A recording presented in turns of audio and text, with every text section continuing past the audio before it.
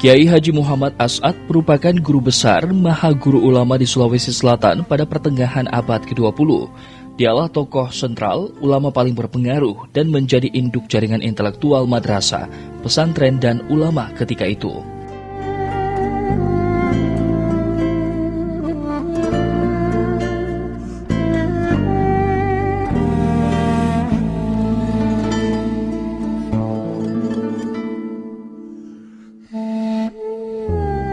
Dia maha gurunya ulama di Sulawesi Selatan.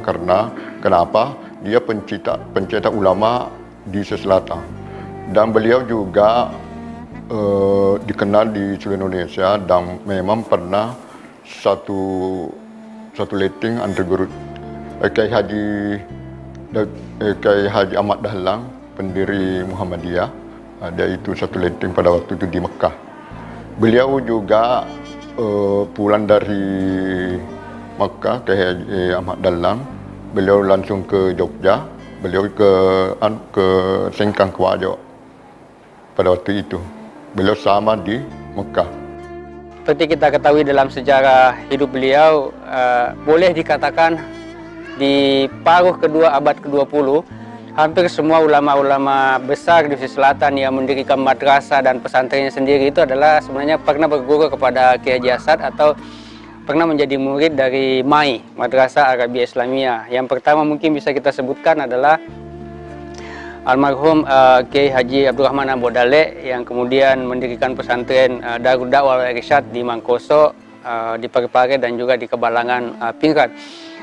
Lalu ada Kiai Haji Daud Ismail yang mendirikan pesantren Yasrib di Sopeng, dan yang melanjutkan kepemimpinan beliau juga di Wajo setelah Kiai Haji As'ad meninggal bersama salah satu murid beliau juga yang utama, Kiai Haji Muhammad Yunus Martan yang memimpin Asadiyah kurang lebih 20-an tahun. Kemudian ada Kiai Haji Abdul Fabajah yang mendirikan pesantren Al-Furqan di Parepare, itu termasuk murid-murid pertama dari Kiai Haji As'ad. Kemudian ada Kiai Haji Abdul Muin Yusuf, ya biasa dipanggil Putomeng, yang mendirikan pesantren Al-Urwatul Wuthqa di Sidrap. Terlalu panjang daftar ulama yang kita harus sebutkan kalau kita ingin melihat betapa Kiai Haji As'ad sebenarnya merupakan guru utama atau master atau syekh bagi ulama-ulama terpenting dan paling berpengaruh di Sulawesi Selatan sejak pertengahan abad ke-20 sampai berlanjut ke awal abad ke-21. Yang pasti boleh dikata pada Kiai Haji As'ad lah bermula jaringan baru dari ulama Sulawesi Selatan abad ke-20 yang menyerupai peranan Kiai Haji Hashim Asy'ari, Kiai Haji Wahab Hasballah, pendiri NU di Jawa Timur. Guru Tasade, begitu sapaan populernya, lahir di Mekah pada tahun 1907. Kedua orang tuanya asli Bugis dari Tosorah Wajo, namun merantau dan menetap di kota Mekah.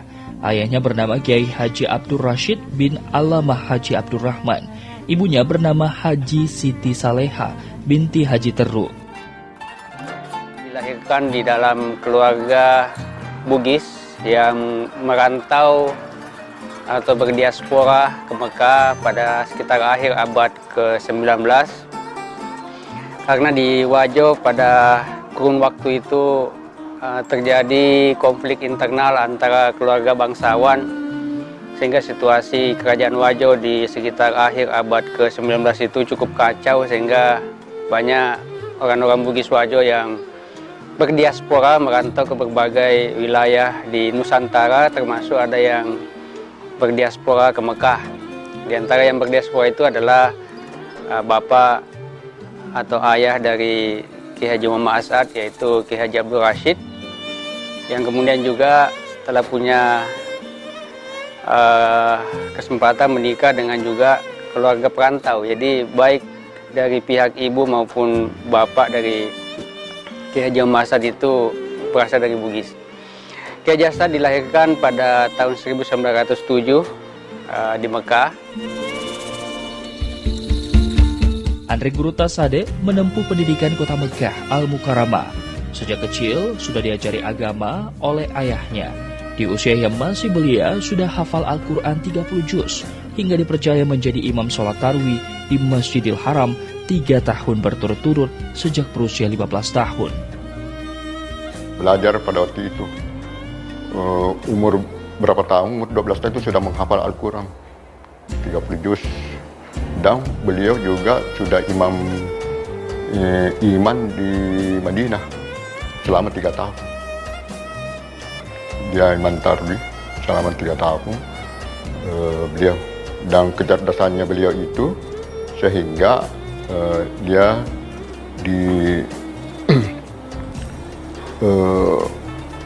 disuruh pulang ke kampung halamannya, bahwa ke pulang ke Sengkang untuk mengabdi di sana. Sehingga beliau lah masuk ke Indonesia tahun 1927. Ada 2 versi mengenai ini. Yang pertama mengatakan bahwa Kiai Haji Omar Saad itu sudah hafal Quran sejak usia 7 tahun, tapi yang paling banyak dipegangi adalah pada usia 11 tahun sudah menjadi hafiz. Ini sebenarnya satu tanda kecerdasan beliau, dan tampaknya bukan sekedar bisa hafal dengan baik, tapi juga bisa melantungkan ayat Quran dengan baik sekali, sehingga menurut sumber-sumber yang bisa dipercaya, beliau pernah menjadi imam tarawih di Masjidil Haram selama 3 tahun berturut-turut. Ketika beliau sudah balik tentu saja ya. Jadi kalau sepanjang sejarah Indonesia, sejarah Islam Indonesia, kita tahu memang ada kadang-kadang ulama besar Indonesia yang pernah menjadi imam rawatib di Masjidil Haram ya. Seperti mungkin Imam As-Sudaisi, tapi itu imam rawatib. Kalau Kiai Haji Omar Saad itu hanya menjadi imam tarawih selama bulan Ramadan ya. Pendidikan formal Kiai Haji Muhammad As'ad ditempuhnya di Madrasah Al-Falah, namun dia rutin mengikuti halaqah-halaqah di Masjidil Haram hingga berguru ke Madinah. Beliau pernah menempuh pendidikan formal di Madrasah Al-Falah yang didirikan oleh imigran dari India. Selain pendidikan formal, tentu saja beliau mengikuti sejumlah halaqah atau dalam bahasa Bugis itu mengaji tudang ya, mengaji kitab yang diberikan oleh ulama-ulama besar yang ada di Mekah waktu itu, baik yang ahli tafsir, ahli hadis, ahli usul fikih, dan Kiai Haji As'ad termasuk murid yang menyerap semua pengetahuan dari para ulama besar yang memberikan pengajian di Masjidil Haram ini. Dan juga sebelum beliau meninggalkan Tanah Suci ke Indonesia, beliau berangkat ke Madinah. Di sana beliau berguru kepada seorang ahli hadis sekaligus juga sebenarnya ahli tasawuf, namanya Syekh Ahmad As-Sanusi. Pada tahun 1928 atau ketika berusia 21 tahun, Andre Gurtasade memutuskan meninggalkan tanah kelahirannya kota Mekah untuk pulang ke Indonesia.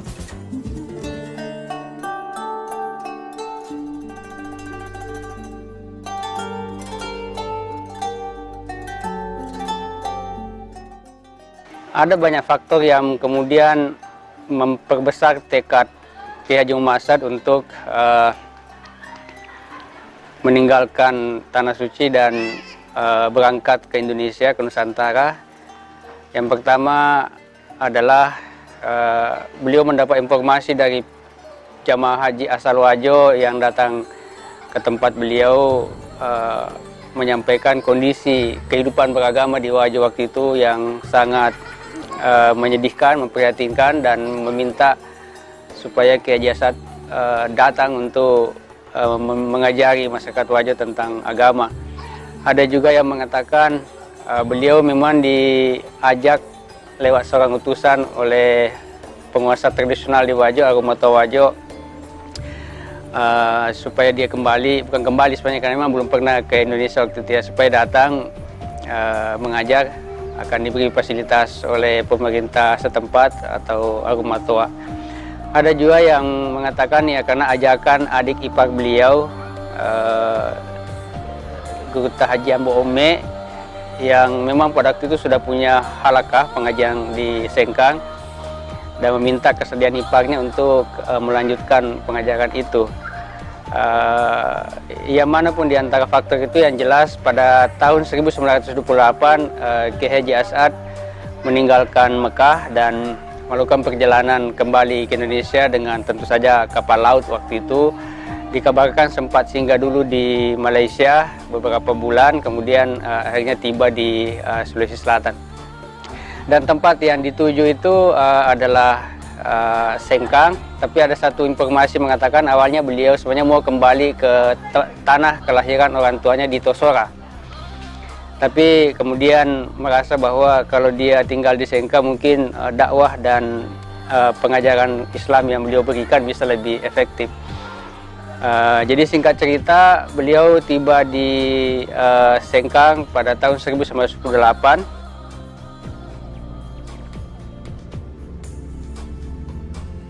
Setibanya di Sengkang, Kiai Haji Muhammad As'ad menghadapi tantangan yang tidak ringan. Praktik-praktik kesyirikan seperti menyembah berhala masih banyak dilakukan masyarakat Wajo meski jauh sebelumnya sudah memeluk Islam. Jadi masa Kiai Jasad tiba di Wajo itu kan banyak berhala-berhala atau hal-hal yang dikeramatkan oleh masyarakat Wajo, padahal sudah menjadi Muslim sejak tahun 1610. Jadi beberapa abad Islam sudah menjadi agama nominal formal di kerajaan Wajo, tetapi praktik-praktik pra dan non-Islam itu masih hidup subur.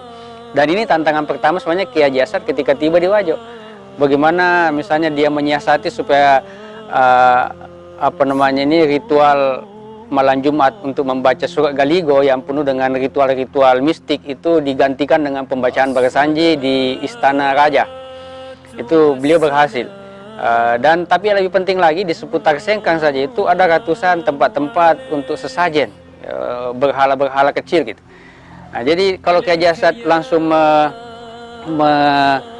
mengatasi itu, menghancurkan itu kan bisa ada respon dari masyarakat dan terjadi bentrok atau konflik sosial. Tapi Kiai Jasad mendapat otoritas untuk melakukan itu, dan kebetulan waktu itu dia bersamaan dengan Muhammadiyah berkembang di Wajo. Wajo sudah di Sengkang waktu itu sudah ada cabang Muhammadiyah sejak tahun 1928. Nah, Muhammadiyah punya misi yang sama, punya misi reformasi dan purifikasi pemurnian Islam. Jadi pada saat itu sebenarnya ada kerjasama yang baik antara misi Kiai Jasad dan murid-muridnya dengan misi para aktivis Muhammadiyah untuk mengatasi praktek-praktek pra-Islam dan non-Islam yang masih hidup dalam masyarakat Wajo khususnya dan Sulawesi Selatan pada umumnya pada waktu itu.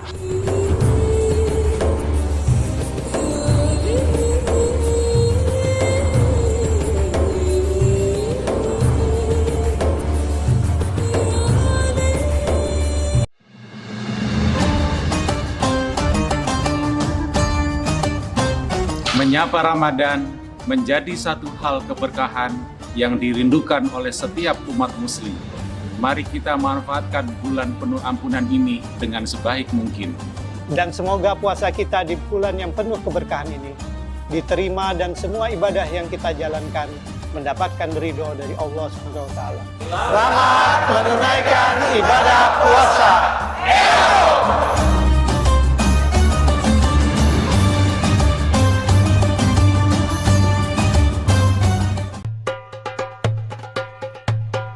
Man, barang siapa Shoma Ramadhana, berpuasa pada bulan suci Ramadan. Jadikan ibadah puasamu itu adalah penggugur segala dosa-dosamu. Jangan sampai ibadah puasamu itu membuat dosa yang lebih besar dari dosa-dosa yang lain. Jadikan bulan Ramadan sebagai momen memperbaiki diri dan lebih bertakwa kepada Allah Subhanahu wa Ta'ala dengan mendengarkan dakwah yang bermanfaat selama bulan suci Ramadan. Saksikan Kultum Ramadan setiap hari hanya di Celebes TV. Lokal lebih keren.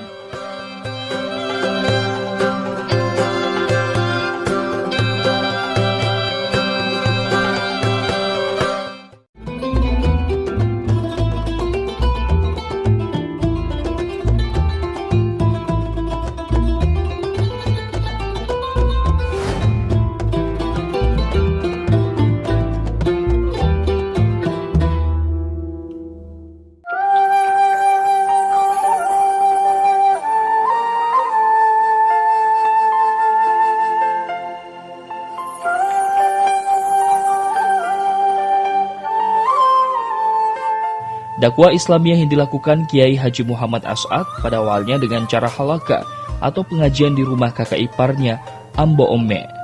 Keluasan pengetahuan agama Andre Gurtasade cepat tersebar, membuat ulama-ulama lainnya penasaran hingga tertantang untuk menjajal ilmu agamanya.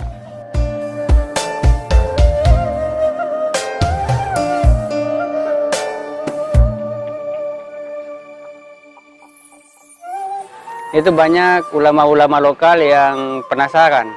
Ini karena sudah mulai menyebar berita tentang kehebatan beliau, keluasan pengetahuan beliau. Jadi para ulama lokal ini datang awalnya bukan untuk langsung meminta jadi murid, tapi sebenarnya ingin menjajal pengetahuan beliau. Maka tidak heran kalau yang datang ini bukan hanya ulama-ulama muda, tapi juga yang lebih tua dari beliau. Ketika Kiai Haji As'ad datang di Wajo, usia beliau itu baru 21 tahun. Jadi kayak tamat sarjana lah kalau di sini ya.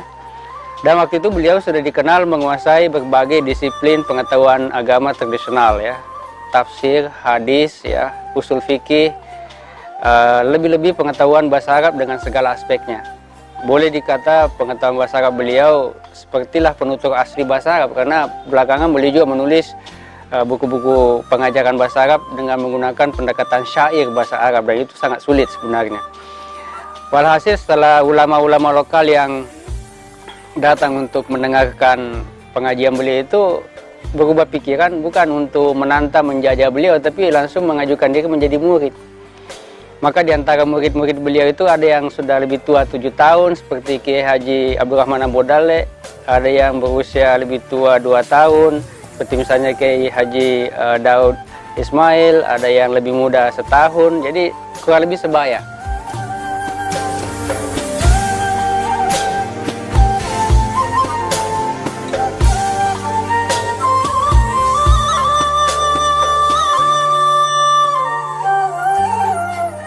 Kegiatan mengaji tudang atau halaqah Kiai Haji Muhammad As'ad berkembang pesat.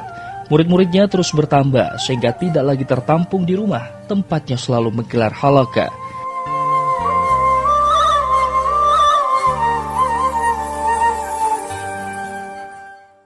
Pada waktu itu awal-awalannya mengajar, ada namanya mengajar tudang, apa itu istilahnya di masjid Jami Sengkang,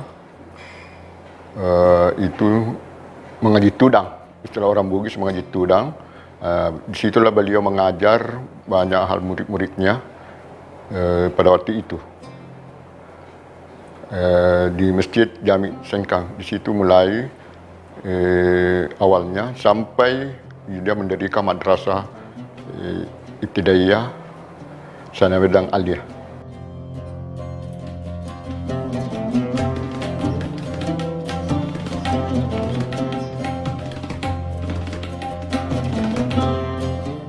Setelah berlangsung sekitar 2 tahun, pengajian halaqah ini akhirnya dinaikkan statusnya menjadi madrasah dengan nama Al-Madrasatul Arabiyah Al-Islamiyah atau MAI. MAI ini merupakan lembaga pendidikan agama pertama di Sulawesi Selatan yang punya sistem kelas.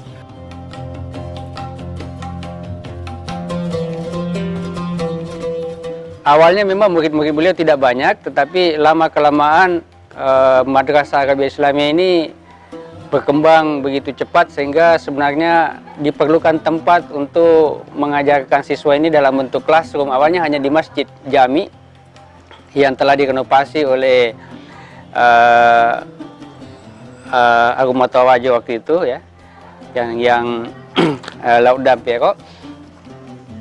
Tapi kemudian masjid tidak cukup, lalu kemudian dibangunlah satu bangunan ruang kelas. Ya, itu pun atas jasa atau sumbangan dari bangsawan-bangsa Wajo tertinggi yang kita kenal biasanya dengan Ranggeng ya. Jadi penguasa di bawah Agumatua ada penguasa kayak gubernur, dan itu yang membantu pendirian lokal-lokal untuk kelas. Itu pun tidak merupakan kompleks bangunan yang besar. Sementara para murid ini tinggal di rumah-rumah penduduk. Ya, jadi inilah cikal bakal lahirnya nanti pesantren Asadiyah.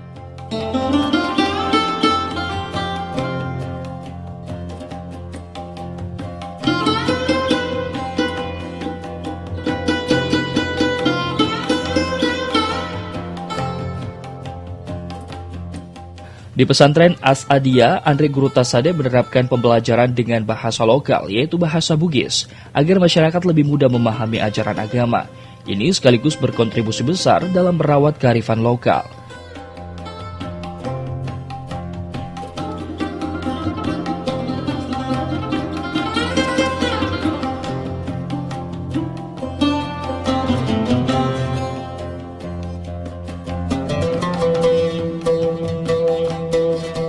Salah satu kontribusi penting pesantren As-Adiyah sampai hari ini adalah mempreservasi atau merawat, memelihara kesinambungan pengajaran bahasa Bugis di dalam masyarakat. Karena sampai hari ini juga halaqah-halaqah pengajian kitab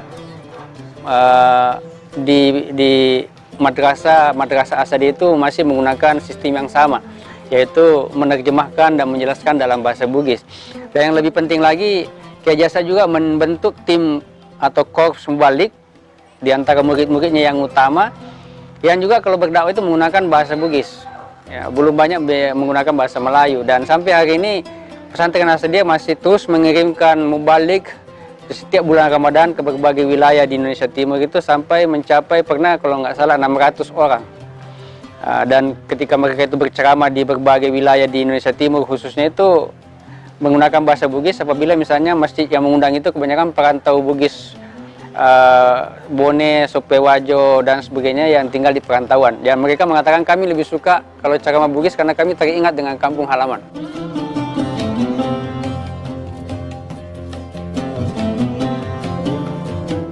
Menariknya, Andre Guru As'ad sangat fasih berbahasa Bugis, padahal lahir dan dibesarkan di tanah Arab, kota Mekah.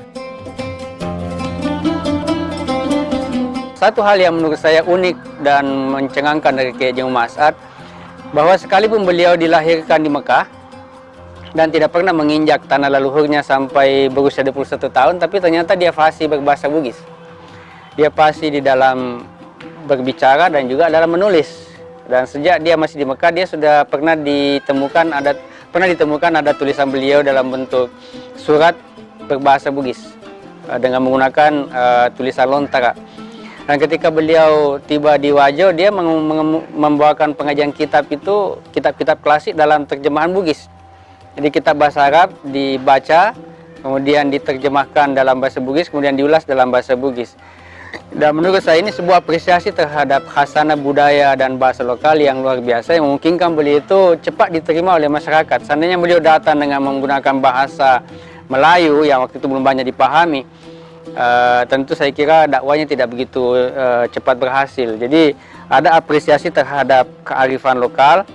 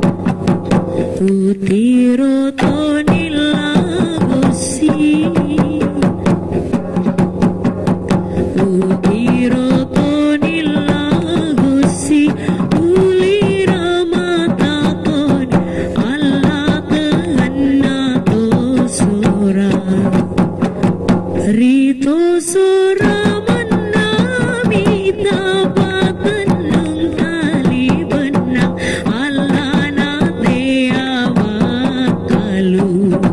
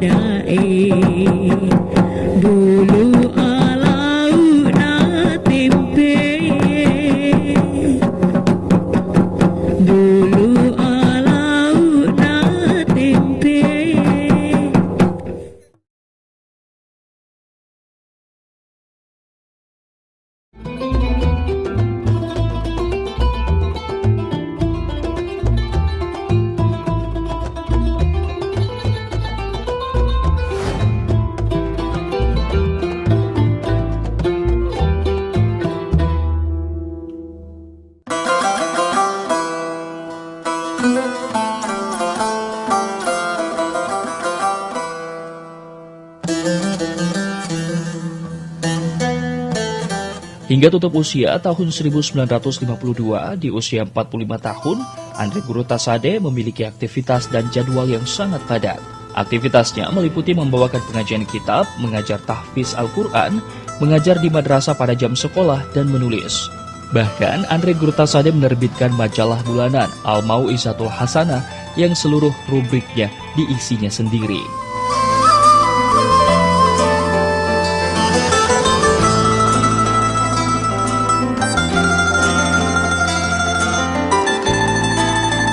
Ini yang penting kita mungkin catat bahwa ulama yang begitu sibuk mengajar, membawakan pengajian, tapi punya waktu untuk menulis buku dan menulis artikel. Dan salah satu yang paling monumental saya kira adalah sebuah jurnal atau majalah yang terbit sekali sebulan, namanya Al-Mau'izatul Hasanah. Kalau tidak salah itu 7 atau 9 halaman, yang semua rubriknya itu diisi oleh beliau dalam 3 bahasa. Jadi bahasa Arab, bahasa Melayu, bahasa Indonesia, kemudian bahasa Bugis. Dan itu dilanggani oleh masyarakat muslim yang bukan hanya tinggal di Makassar, tapi juga masyarakat Bugis yang tinggal di perantauan. Seperti misalnya di Kalimantan Timur, di Riau, dan juga di wilayah-wilayah bagian timur seperti misalnya di Sulawesi Tenggara. Dan ini berlangsung sampai 3 tahun, sampai kedatangan penjajahan Jepang ya. Dan itu menurut saya sangat visioner di masa itu, bahwa sebuah pesantren tradisional di selatan sudah punya publikasi tertulis dan dilanggani oleh saya kira ratusan orang, dan disuplai dengan biaya langganan setiap bulannya.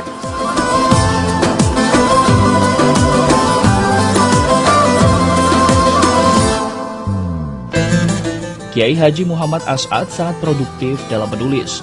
Buku-bukunya ditulis dalam bahasa Arab dan dalam bahasa Bugis. Tapi beliau juga menulis banyak sekali buku-buku yang serius, ya, baik itu bidang pengajaran bahasa Arab, kemudian tafsir, hadis. Bahkan beliau menulis juga buku polemik ketika beliau dulu disanggah oleh beberapa ulama di selatan, karena beliau mengatakan khutbah Jumat itu harus dalam bahasa Arab, tidak bisa disampaikan dalam bahasa lokal. Nah, ini beberapa ulama-ulama yang kemudian menulis sanggahan terhadap pandangan beliau itu, lalu kemudian beliau menulis buku serius, sanggahan atas sanggahan tentang khutbah Jumat harus dalam bahasa Arab. Itu 2 buku khusus tentang itu. Belum lagi buku misalnya tentang manasik haji yang sengaja beliau dedikasikan kepada Arumah Tawajo yang terakhir, yang sebelum kemerdekaan, yang perencana naik haji namanya Andi Mangkona Datu Maroriwawo. Dan menurut saya itu mungkin salah satu manasik haji pertama ditulis dalam bahasa Bugis di Nusantara, di zaman itu, dan itu masih ada sampai sekarang. Yang jelas beliau itu produktif dalam banyak hal, termasuk juga produktif mencetak kader-kader dai yang kemudian di belakang hari menjadi ulama besar.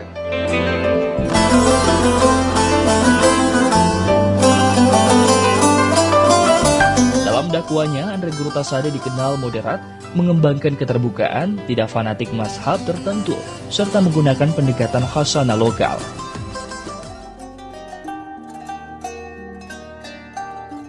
Beliau itu mengajarkan Islam secara terbuka, jadi tidak fanatik mazhab. Beliau memang menganut mazhab Syafi'i dalam fikih, menganut Asy'ari dan Maturidi dalam mazhab teologi, dan juga sebenarnya mengajarkan di satu sisi tarekat atau tasawuf. Tapi beliau menggunakan kitab-kitab dari berbagai imam mazhab di dalam pengajaran di pesantren. Jadi kurikulumnya itu terbuka untuk 4 mazhab. Memang belum ada Syiah waktu itu, tetapi bahwa sebuah pesantren yang bermazhab Syafi'i tapi bisa mengajarkan semua pendekatan usul fikih dan teologis di dalam kurikulum madrasah itu luar biasa.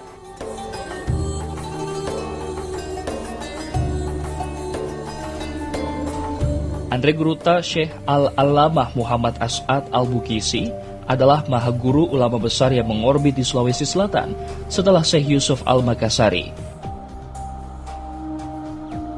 Dia meninggalkan warisan luar biasa, pesantren As'adiyah Sengkang, mencetak ulama-ulama berpengaruh, murid-murid yang penuh dedikasi dalam mengembangkan jaringan pesantren di berbagai daerah. puluhan kitab dan karya tulis, serta merawat kearifan lokal bahasa Bugis.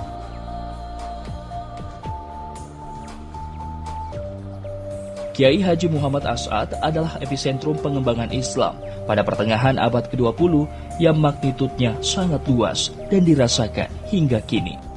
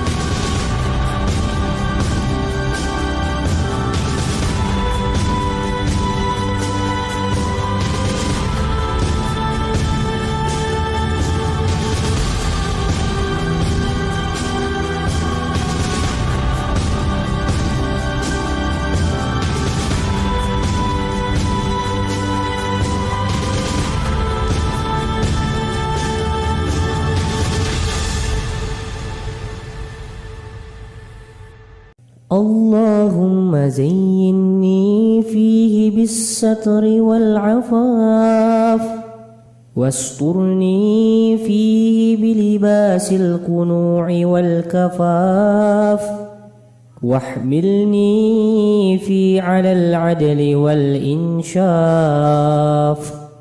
وآمني فيه من كل ما أخاف بعصمتك يا عصمة الخائفين.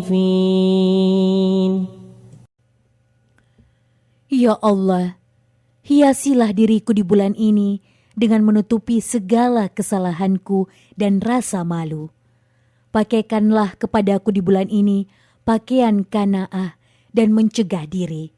Tuntunlah aku di bulan ini untuk berbuat adil dan kesadaran, dan jagalah aku di bulan ini dari setiap yang kutakuti. Dengan penjagaanmu, wahai penjaga orang-orang yang ketakutan.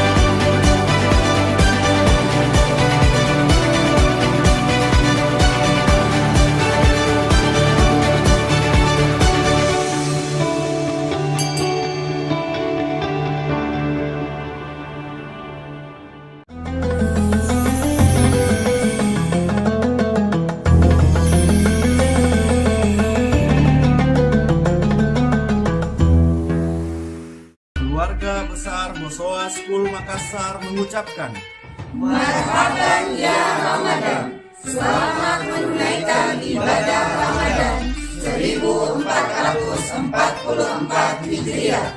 Saling memaafkan demi kesucian hati dan kesehatan diri.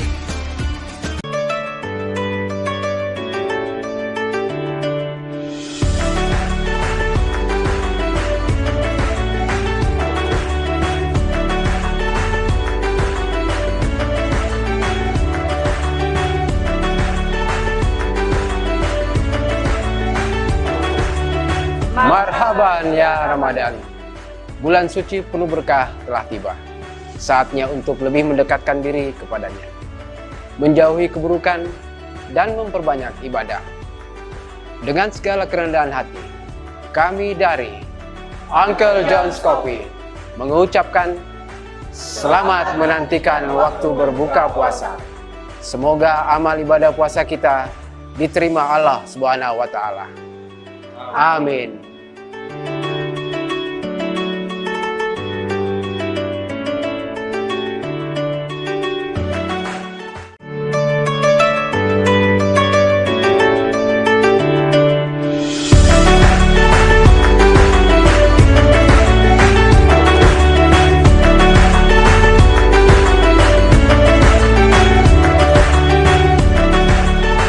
Assalamualaikum warahmatullahi wabarakatuh. Bulan Ramadan adalah bulan yang sangat penting bagi umat Islam untuk meningkatkan semua amalia Ramadan kita, sehingga kita bisa menjadi manusia yang beriman dan bertakwa kepada Allah Subhanahu wa Ta'ala. Bulan Ramadan adalah saat untuk memperbanyak membaca dan mengkaji Al-Quran. Bulan Ramadan adalah bulan saatnya umat Islam memperbanyak infak dan sedekah serta meraih kebaikan-kebaikan lainnya. Masjid Al-Markaz Al-Islami hadir di tengah masyarakat diharapkan menjadi sumber peradaban bagi masyarakat muslim, menjadi sentral ibadah, sentral pendidikan dan sosial lainnya. Pengurus Yayasan Islamic Center Makassar mengucapkan selamat menanti waktu berbuka puasa. Semoga ibadah puasa kita diterima Allah Subhanahu wa Ta'ala. Amin ya rabbal alamin.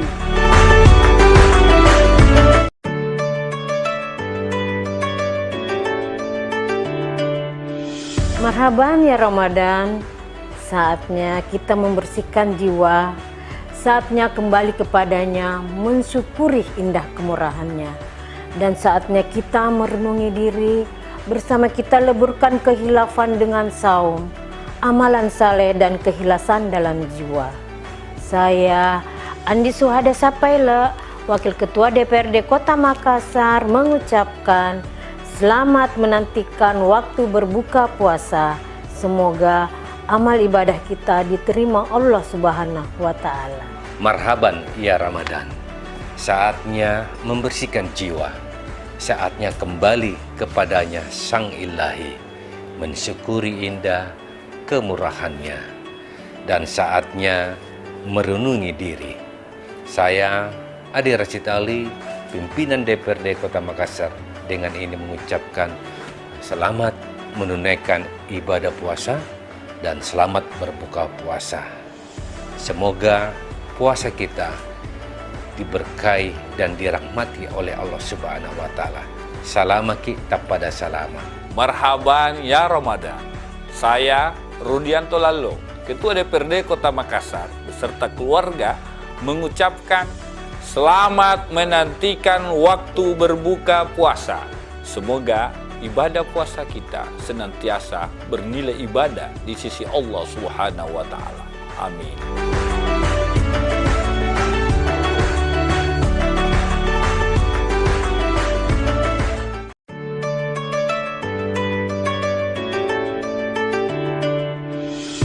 Bismillahirrahmanirrahim. Man shoma ramadhana imanan wahtisaban ghufira lahu ma taqaddama min dzambi. Sebagai karunia besar dari Allah, Ramadan merupakan momentum perubahan untuk kehidupan pribadi, keluarga dan masyarakat yang lebih baik. Mari jadikan Ramadan sebagai sarana memperbanyak amal ibadah dan menjauhi dosa, termasuk menghindarkan diri dari berkata-kata yang tidak baik, menyebarkan informasi yang tidak jelas kebenarannya, dan menyakiti hati sesama. Bersama Ramadan, kita wujudkan kehidupan yang harmonis, damai, dan tentram. Marhaban ya Ramadan, syahrul mubarak, syahrul karim. Alhamdulillah, ketemu lagi bulan puasa. Puasa Ramadan menanamkan kesabaran dan ketenangan jiwa, sehingga bisa menumbuhkan semangat untuk perubahan hidup yang lebih baik. Selamat menantikan waktu berbuka puasa. Puasa Ramadan merupakan sebuah jawaban untuk mendidik individu dalam mengontrol keinginan dan kesenangan dalam diri. Saya Haji Saharudin Alrid, SIPMM, Wakil Ketua DPRD Provinsi Sulawesi Selatan. Ya ayyuhalladzina amanu kutiba alaikumusiyam kama kutiba alal ladzina min qablikum la'allakum tattaqun. Puasa selama 1 bulan melatih jiwa dan raga kita untuk menahan dahaga, menahan lapar, dan terus bersedekah, terus berzakat untuk mencapai tingkat ketakwaan. Takwa adalah modal yang besar menuju kebahagiaan dunia dan akhirat. Selamat berpuasa dan sukses sehat untuk semuanya. Ramadan adalah bulan berkah bagi umat muslim yang merupakan kesempatan untuk menyebarkan semua benih amalan-amalan kebaikan. Saya Andi Ina Kartikasari, mewakili seluruh pimpinan dan anggota DPRD Provinsi Sulawesi Selatan, mengucapkan selamat berbuka puasa. Semoga Ramadan ini membimbing kita menjadi insan yang bertakwa.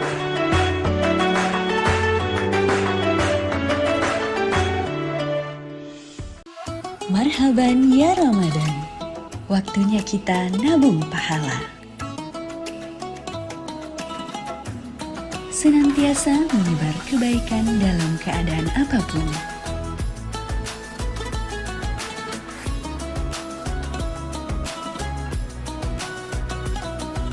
Mempererat tali silaturahmi dimanapun kita berada dengan mentransfer kebahagiaan.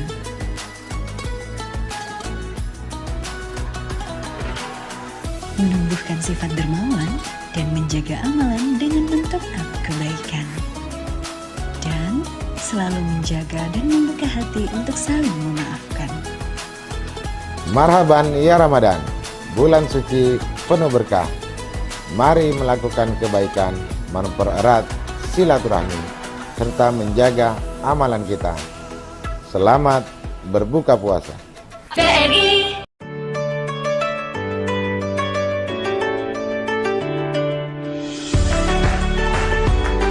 Assalamualaikum warahmatullahi wabarakatuh. Puasa bukan hanya menahan haus dan lapar. Lebih dari itu, ada banyak keberkahan yang bisa kita raih.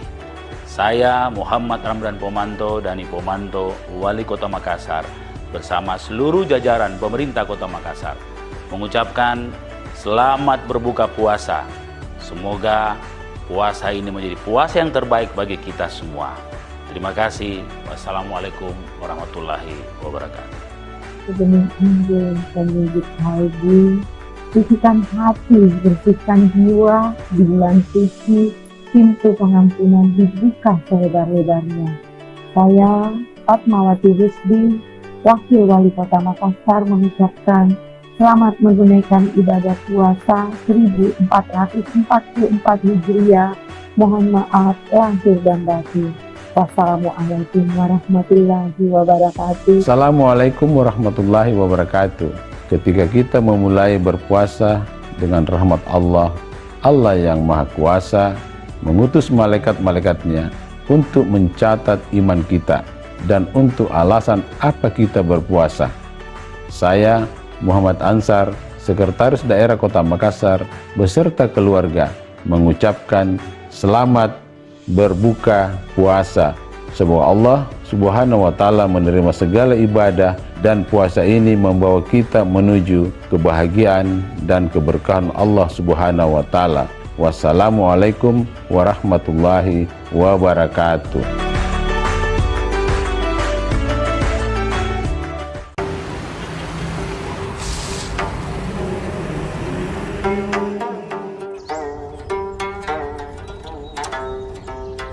Bismillah, assalamualaikum warahmatullahi wabarakatuh. Marhaban ya Ramadan. Alhamdulillah, kita kembali dipertemukan bulan suci Ramadan yang senantiasa kita rindukan, bulan yang penuh keberkahan, penuh ampunan dari Allah Subhanahu wa Ta'ala. Saya Andi Sudirman Sulaiman, Gubernur Sulawesi Selatan, bersama keluarga dan juga mewakili pemerintah Provinsi Selatan, mengajak kepada seluruh masyarakat Muslim di Sulawesi Selatan, mari kita sambut bulan suci Ramadan 1444 Hijriah dengan hati yang ikhlas dan yang suci, untuk kemudian bagaimana meningkatkan nilai-nilai ibadah kita, dan kemudian untuk mendapatkan ampunan, dan pada akhirnya mencapai derajat takwa. Salam kita pada salam. Assalamualaikum warahmatullahi wabarakatuh.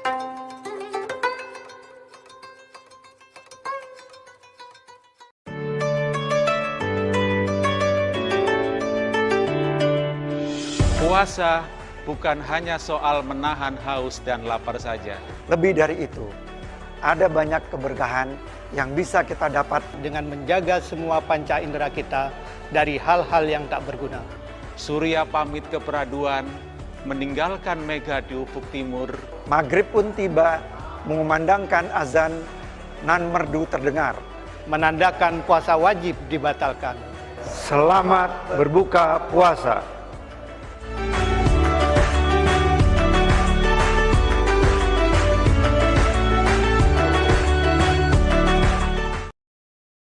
La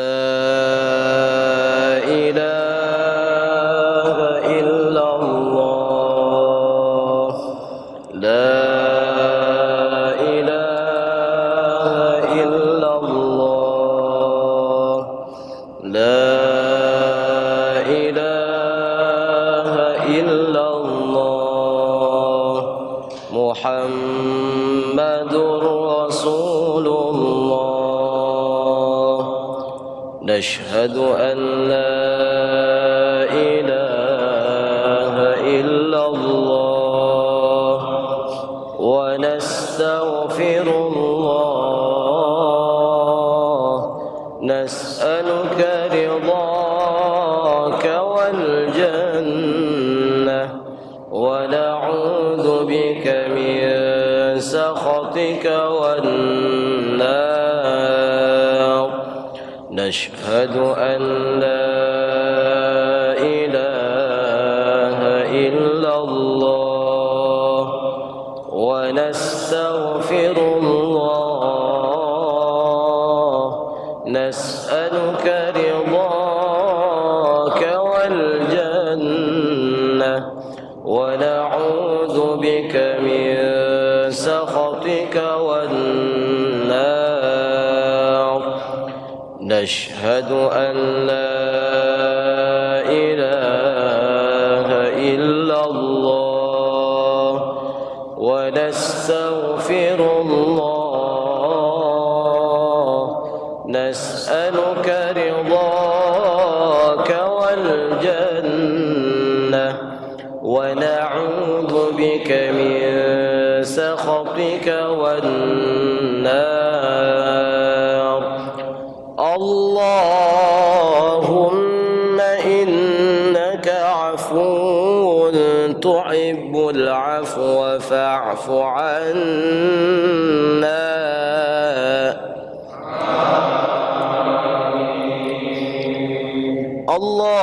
اللهم إنك عفو تحب العفو فاعف عنا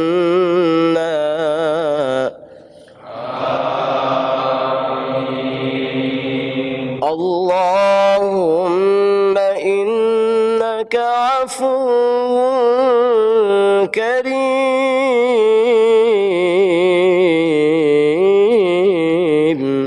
تحب العفو فاعف عنا يا رحيم صلى الله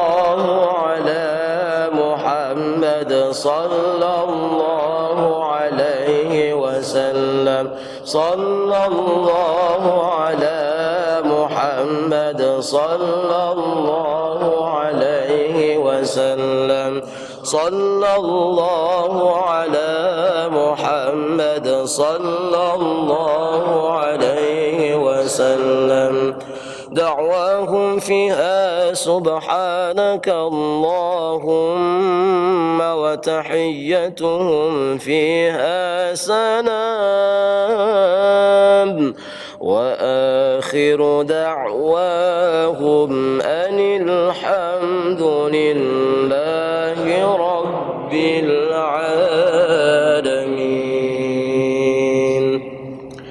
بسم الله الرحمن الرحيم.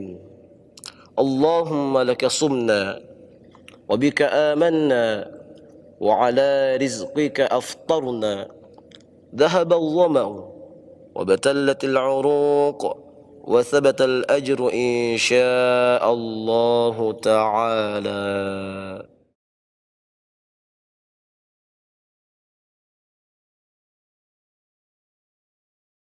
الله أكبر الله أكبر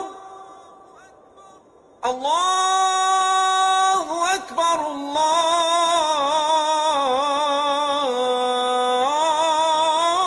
الله أكبر. أشهد أن لا إله إلا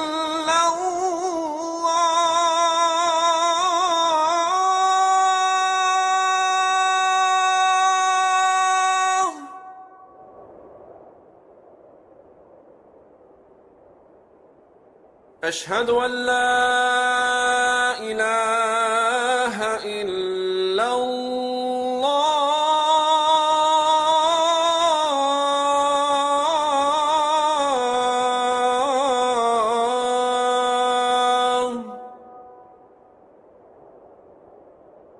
أشهد أن محمدا رسول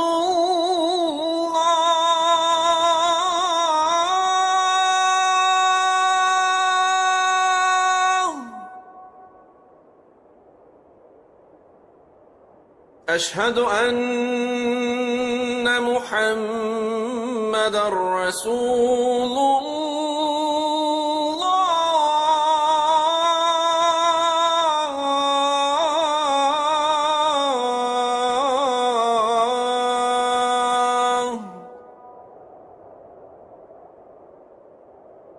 حي على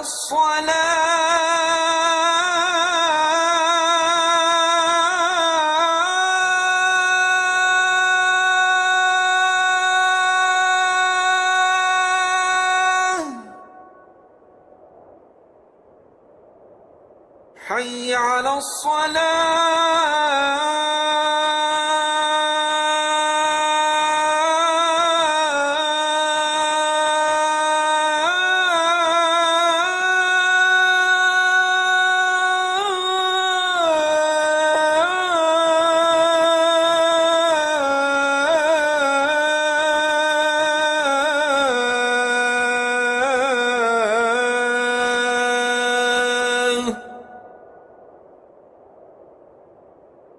حي على الفلاح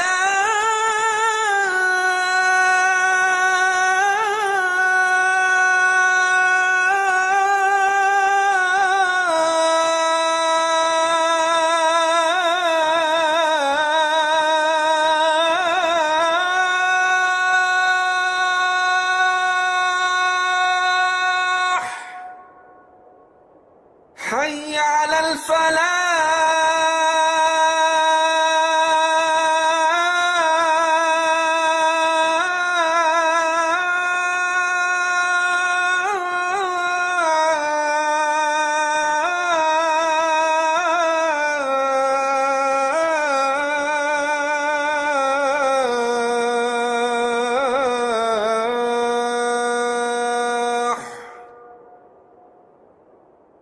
الله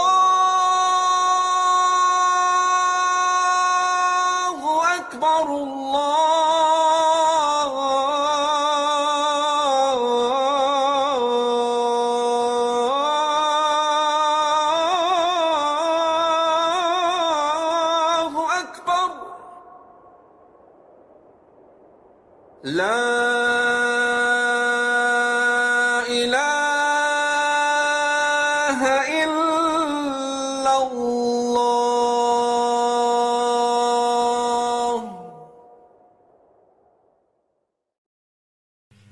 اللهم رب هذه الدعوة التامة والصلاة القائمة آت سيدنا محمدا الوسيلة والفضيلة والشرف والدرجة العالية الرفيعة وبعثه المقام المحمود الذي وعده إنك لا تخلف الميعاد.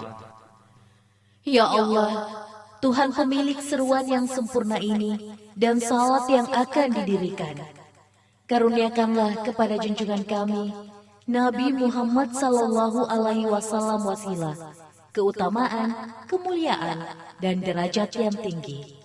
Dan angkatlah ia ke tempat yang terpuji, sebagaimana telah Engkau janjikan.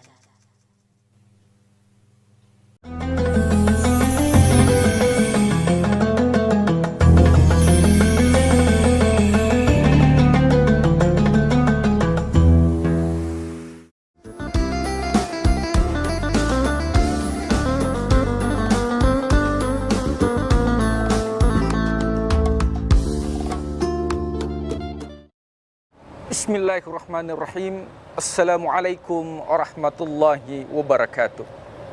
Hamdan wa syukranillah, salatan wa salaban ala rasulillah, amma ba'd. Celebes people yang dirahmati dan dimuliakan Allah subhanahu wa ta'ala. Dalam kehidupan, di mana ada kelahiran, di situ ada kematian. Ya ayyuhalladzina amanu, wahai orang-orang yang beriman, bertakwalah kepada Allah, wal tanzur nafsum ma qaddamat lighad, dan siapkanlah diri kita untuk persiapan hari esok. Walal akhiratu khairul laka minal ula, kehidupan setelah kehidupan dunia jauh lebih abadi dibandingkan kehidupan saat ini. Makanya Rasulullah SAW senantiasa berpesan kepada para sahabatnya, di antaranya Abi Dzar Al-Ghifari. Beliau mengatakan, ya Abu Dzar Al-Ghifari, jaddidis safina, perbaharui kapalmu, fa innal bahra amiq, karena sesungguhnya lautan ini sangat dalam. Safina atau kapal, kata Rasulullah, adalah keimanan. Boleh jadi ada orang yang beriman ketika pagi hari, akan tetapi dia kufur nikmat ketika sore hari. Ada orang yang beriman ketika sore hari, akan tetapi dia kufur nikmat ketika pagi hari. Oleh sebab itu, di mana kita mendapatkan keimanan, maka di situ kita jangan menunda-nunda untuk melakukan yang namanya kebaikan. Allah Subhanahu wa taala berfirman, "Wasari'u ila magfiratin min rabbikum." Bersegeralah untuk mendapatkan ampunan Tuhanmu. Wa jannatin arduhas samawati wal ard, yang mana luas surga itu seluas langit dan bumi. Pemirsa, celebes people yang dimuliakan Allah Subhanahu wa ta'ala, maka dalam kehidupan ada dua haknya Allah yang tidak bisa kita ganggu gugat. Yang pertama yaitu mata kapan. Kapan diwafatkan seseorang, ini merupakan haknya Allah. Sekalipun dokter sudah memvonis bahwa seseorang memiliki umur sekian karena penyakit yang dialami, akan tetapi ketika Allah belum menentukan, maka itu mustahil terjadi. Kenapa? Karena kapan atau mata itu merupakan hak prerogatif dari Allah Subhanahu wa ta'ala. Yang kedua adalah ainah, di mana. Di mana diwafatkan seseorang, ini merupakan haknya Allah. Maka terkadang ada orang yang meninggal dunia di rumah, komplain dengan keluarganya, bertikai dengan saudaranya, dan mengatakan seandainya dibawa di rumah sakit, maka ayahanda ibunda tidak meninggal dunia. Maka kita mengatakan bahwa aina, di mana diwafatkan seseorang, itu bukan haknya manusia, akan tetapi itu merupakan hak prerogatif dari Allah. Boleh jadi di atas kasur, di atas kendaraan mobil ambulans, di rumah sakit, di IGD, di UGD, kalau belum ditentukan, dipastikan ajalnya oleh Allah, maka tidak mungkin orang tersebut meninggal dunia.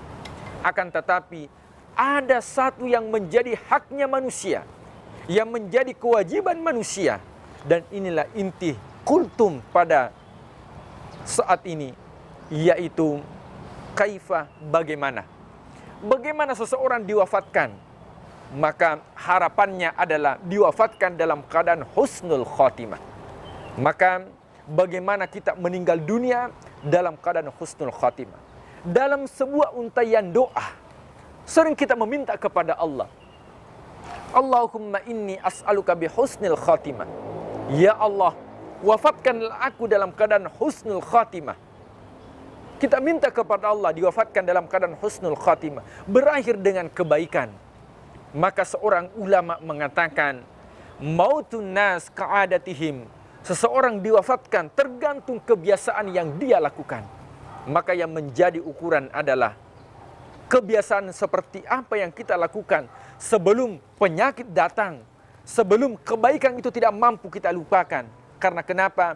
Kebiasaan yang baik yang kita lakukan, maka akan dinilai oleh Allah sekalipun kebaikan itu tidak mampu lagi untuk kita lakukan. Ada seorang yang senantiasa melakukan salat, yang senantiasa melakukan puasa sunnah Senin Kamis. Akan tetapi ketika masuk bulan suci Ramadan tidak mampu lagi untuk puasa sunnah Senin Kamis, maka tetap akan mendapatkan pahala sunnah Senin Kamis sekalipun tidak melakukan. Ada orang yang senantiasa menjaga salat sunnah rawatib, qabliyah, ba'diyah. Akan tetapi suatu ketika melakukan perjalanan atau yang dikenal dengan musafir, tidak mampu lagi untuk melakukan puasa sunnah qabliyah dan ba'diyah. Kenapa? Karena salat jamak qasar itu tidak diperuntukkan untuk melakukan salat sunnah qabliyah dan juga ba'diyah. Maka sekalipun tidak dilakukan salat sunnah tersebut, akan tetapi pahalanya di sisi Allah sudah dicatat di sisi Allah Subhanahu wa ta'ala. Celebs people yang dimuliakan Allah, bagaimana trik, bagaimana cara kita untuk mendapatkan yang namanya husnul khotimah? Maka yang pertama adalah konsisten, istiqomah beribadah kepada Allah. Bukankah setiap salat kita mengatakan ihdinas siratal mustaqim? Ya Allah, berikanlah aku petunjuk jalan yang lurus. Istiqomah, mustaqim itu diambil dari kata istiqomah. Istiqomah dalam beribadah. Dalam Al-Quran Allah berfirman, alladzina yunfikuna fis sarra'i wad dharra.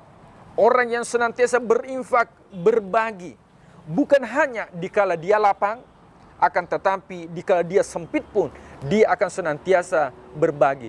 Bukan hanya memberikan bantuan, santunan anak yatim di dalam bulan suci Ramadan atau di event-event, ada pemilu dan sebagainya. Akan tetapi dikala dia lapang ataupun dikala dia sempit, tidak menduduki lagi jabatan tersebut, akan tetapi kebiasaan berbagi tetap dilakukan, maka itulah orang yang dinamakan dengan istiqomah. Apa keutamaan orang-orang yang istiqomah? Rasulullah SAW mengatakan, khairun nas, sebaik-baik manusia, yaitu manusia yang melakukan amal kebaikan sekalipun sedikit, akan tetapi dia istiqomah melakukan amal kebaikan tersebut, maka ini merupakan personality manusia yang paling termulia. Kalau kita melihat dalam Al-Quran, Allah Subhanahu wa ta'ala berfirman, innalladzina amanu, sesungguhnya orang-orang yang beriman. Kemudian mengatakan, innalladzina qalu rabbuna Allah, sesungguhnya Tuhan kami adalah Allah, tsumma istaqamu, dia istiqomah. Kalau istiqomah beribadah, diberikan keistimewaan. Allah takhafu, yaitu orang yang tidak takut khawatir dalam kehidupan dunia. Wala tahsanu, dan tidak bersedih atas rezeki yang diberikan oleh Allah. Wala takhafu wala tahzanu wa abshiru bil jannah, dan diperlihatkan tempatnya kenikmatan di dunia, di surga. Maka dengan demikian, celebs people yang dimuliakan Allah Subhanahu wa ta'ala, maka trik yang pertama supaya kita senantiasa mendapatkan husnul khotimah yaitu istiqomah. Dan yang kedua yaitu senantiasa tidak menunda-nunda untuk melakukan amal kebaikan. Ketika kita ada kesempatan untuk melakukan amal kebaikan, maka lakukanlah. Kenapa? Karena boleh jadi ketika lain waktu dan lain saat amal kebaikan itu kita tinggalkan. Maka pesan dari para sahabat, ketika berkeinginan untuk melakukan kebaikan di pagi hari, maka lakukanlah amal kebaikan tersebut, jangan tunda sampai sore hari. Kenapa? Karena boleh jadi niat untuk melakukan kebaikan itu hilang seiring dengan berjalannya waktu. Oleh sebab itu, semoga kita termasuk golongan yang senantiasa menjadi pribadi yang istiqomah melakukan ibadah kepada Allah Subhanahu wa taala dan juga tidak menunda-nunda melakukan amal kebaikan, sehingga kita termasuk generasi atau personality muslim yang mendapatkan husnul khatimah di akhir hayat kita. Demikian, nun wal qalami wa ma yasturun. Tsumma assalamu alaikum warahmatullahi wabarakatuh.